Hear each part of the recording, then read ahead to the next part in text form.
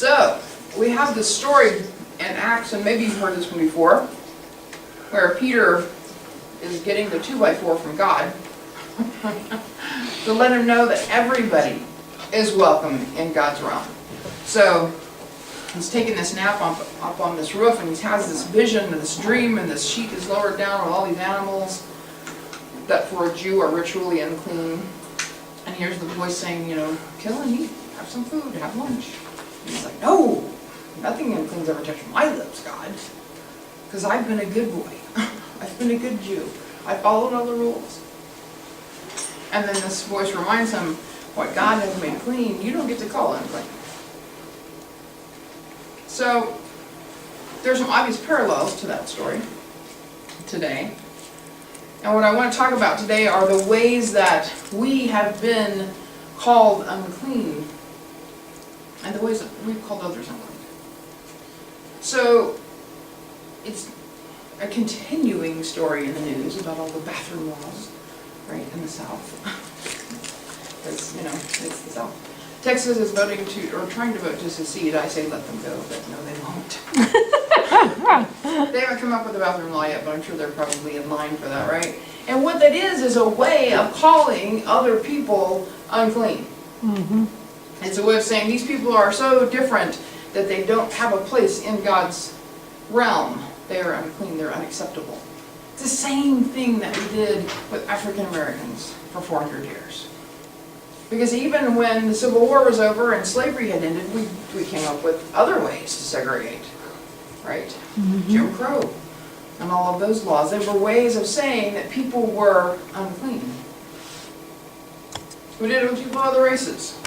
We've done it with women. We continue to do it with women. In sometimes very overt and blatant ways.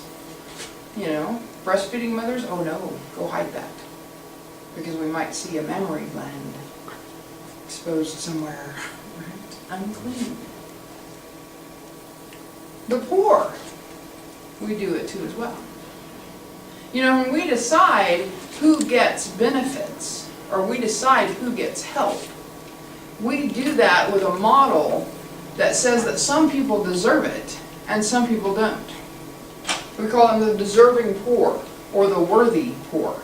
And we've done that throughout our history, and we continue to do it. If you don't fit a particular model of what we have decided as a society you're supposed to be like, then you somehow don't deserve that aid and support. Which is another way of saying that the poor are unclean. We do it with the homeless. Sort of that ultimate extreme of poverty, right? There's a story of St. Francis when he came back from fighting in the Crusades and the wars, and Francis was a germaphobe of sorts. They didn't know what germs were, but he knew he didn't like things that were infectious or dirty. And he'd been raised as a son of a wealthy merchant, and he liked to be clean and all those things. And yet he is compelled one day to get off his horse when he's confronted by this leper and to embrace him. This man who the Bible would have called, in fact, unclean, right? Lepers were people who had a variety of different skin ailments, and there is actually a disease that we call leprosy. It's Hansen's disease. And that's sometimes what the Bible refers to, and sometimes it's not. Sometimes it's just things that make them physically different, right? But they were required in biblical times and well into medieval times to wear a bell around their neck often so that people would hear them, and they would have to say, unclean leper, to warn other people to stay away from them. Now, that to me is even more appalling, because not only are they called unclean, not only are they labeled unclean, they have to declare their condition, their uncleanness, to others to say, stay away.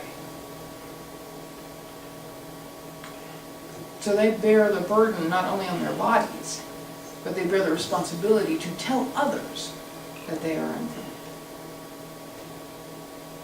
How horrible.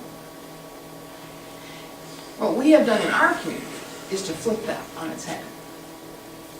So instead of saying, unclean queer people, right, we come out. We come out and we declare who we are, not to warn people off because we are somehow unclean, but to say, hey, look at us. Part of God's creation. Right here, rainbow folks. Amen. We are God's rainbow children. So we flip that on its head. And I think that's the message that we have to give to the wider world as well. Not only about who we are, but about who they are. See, that's a gift that we've been given. We who have been called unclean and now declare not only are we clean, but we are clean because God made us so, can say to our brothers and sisters who themselves feel often unclean, you're not unclean either. You too are accepted into the realm of God. So for those who have whatever's going on in their life, where they feel unclean and unworthy, we have a message for them. What God has called clean, nobody else gets to call unclean. And so we welcome them into the realm of God. Now what's happened is Peter is on this rooftop, and the reason he needs this vision, right, is because he's been taught all of his life that to be clean, to be acceptable to God, he has to be separate from the Gentiles. Okay? There are all kinds of rules that kept the Jewish people separate from the Gentiles. At least ritually. So that they would be a people set apart. And that wasn't a bad thing in and of itself, right? God wants this group to find cohesion and unity and to come together and to support one another. And so it makes sense to do a list of rules or characteristics that will help them come together and do that. But here's the thing, God never meant for that exclusivity to exclude other people. It was a mission of the Jews to bring other people in. Mm-hmm. But here's a funny thing. When we are called to be a separate, peculiar sort of people, and we are, right? We develop this list of sort of characteristics or rules that tell us we are in the club. And when we do that, there's this horrible temptation as human beings to say, this means I'm in, and that feels pretty good and special. So I'm going to use those rules to keep some other people out. Because they're not so good and special, because they're not as cute as me. Right? Mm-hmm. We do that. The Jewish people did that, which is why Jesus came and said, wait a minute, you've blown it again, here's how it works, right? Everybody's welcome in. And to prove that, here I am, right? But they had become so enamored of the rules that the rules had become an idol. The rules had become an end to themselves, not as a means to get to God, but as a means to say, here we are, we're special and cool, and nobody else can come into the club. Mm-hmm. And so Peter gets this vision that says, wrong. You've missed the point. Here's the right? It's okay to hang out with those uncircumcised guys because they're part of the plan too. And Peter gets over himself, and he does a really cool job of that. But we do the same thing. How many times have we seen somebody who is just good looking, Mm-hmm. and we're like, oh, I hope they're queer. We want them to be queer. Thank God we were right about Jody. Yeah? Cool? Lesbian? I'm sure there are some cool guys. Anderson Cooper from CNN, queer. Cool. Right? I'm glad he's in the group. He knew he was. Yeah, you kind of knew. Gator. Yeah. Gator's But his mother, his mother had a look in the Yeah. past. Did you see that? No, I didn't. They had a book. They wrote together, Oh, I didn't. and back in those days, she had a little LSU?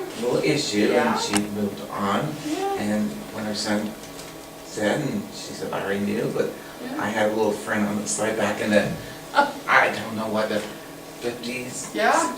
Yeah, and I thought, wow, Wow. Wow. Coming out everywhere here, right? yes. But have you also met somebody Who you thought wasn't? you didn't think was so cool, and you're like, man, I wish they weren't queer.